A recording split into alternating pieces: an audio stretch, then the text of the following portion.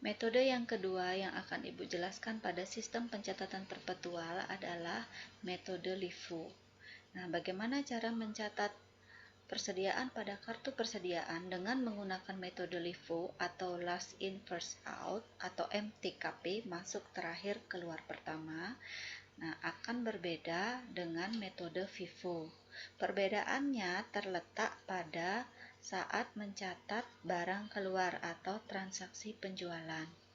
Nah, pada saat mencatat persediaan dan juga pembelian itu sama. Jadi pembelian dicatat pada kolom barang masuk, sama dengan metode FIFO.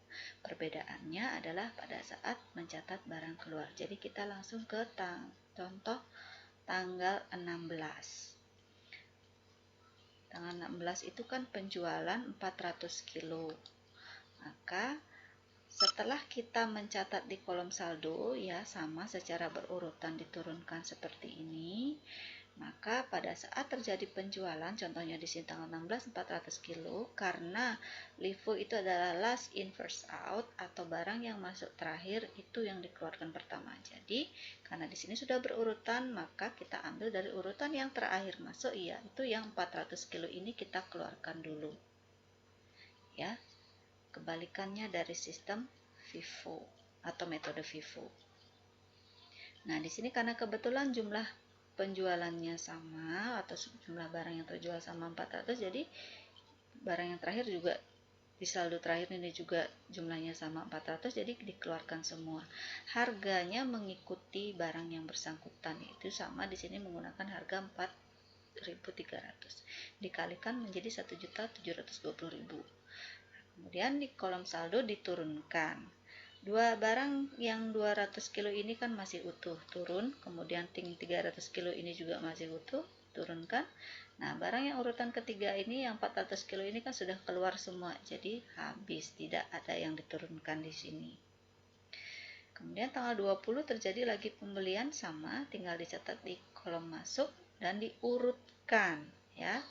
200-nya turun dulu, 300-nya turun dulu, baru barang yang baru dibeli ini masuk di urutan terakhir. Seperti itu, sama dengan metode FIFO. Nah, ketika terjadi penjualan, balik lagi metode LIFO, penjualan sebanyak 300 kilo itu diambil dari barang yang terakhir masuk. Ini adalah barang yang terakhir masuk. Ya, sebelum penjualan tanggal 22 itu barang yang terakhir masuk adalah tanggal 20 ini, yang 500 ini. Jadi kita ambil dari barang yang 500 kilo ini, kita keluarkan sebanyak barang yang terjual, yaitu 300 kali harganya sesuai dengan harga barang yang bersangkutan, 4.400 dikalikan 1.320.000. Di saldo tinggal diturunkan, yang 200 ini turun masih utuh, yang 300 juga masih utuh, turun 300. Nah, barang yang 500 kilo ini sudah keluar 300, sisanya tinggal 200. Harganya menyesuaikan barang yang bersangkutan. Dikalikan ini, catat di kolom jumlah. Kemudian tanggal 25 penjualan lagi 100 kilo. Ya, lagi 100 kilo, kita ambil dari barang yang terakhir masuk. Ini dia. Yang 200 kilo ini kita keluarkan 100, harganya mengikuti 4.400. Dikalikan hasilnya 440.000.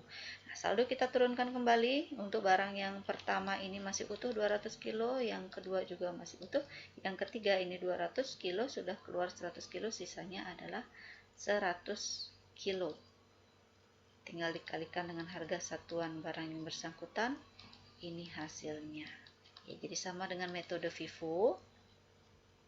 Dengan metode LIFO juga, melalui kartu persediaan ini bisa diketahui setiap saat berapa jumlah persediaan akhir di bulan Juni ini untuk barang merek Starla.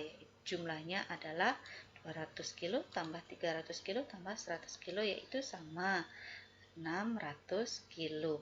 Bedanya adalah nilainya.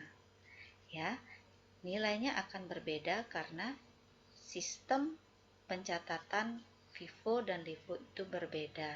Jadi mana barang yang dikeluarkan itu berbeda antara FIFO dan LIFO. Jadi perbedaannya akan berada pada nilainya ini.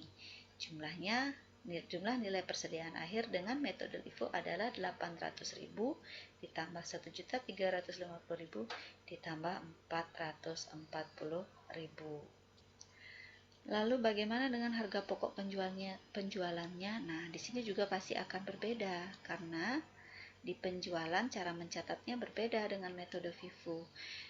Pasti nilai harga pokok penjualannya juga akan berbeda. Nah, ini adalah jumlah atau besar harga pokok penjualan jika menggunakan metode LIFO, ya.